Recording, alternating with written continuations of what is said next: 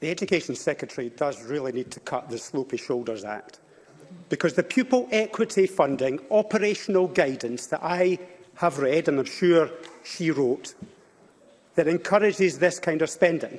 It says consideration should be given to how the school can work with community partners beyond education. So this is her doing. The children's charity Aberlour, who made this discovery, want to know what the evidence is that policing in schools will help children's learning. So where is the evidence? Cabinet Secretary.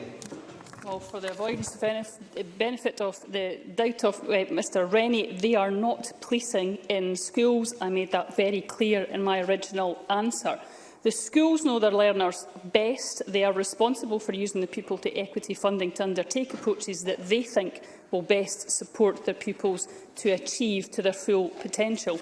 It is very important that we do look at how the money is spent.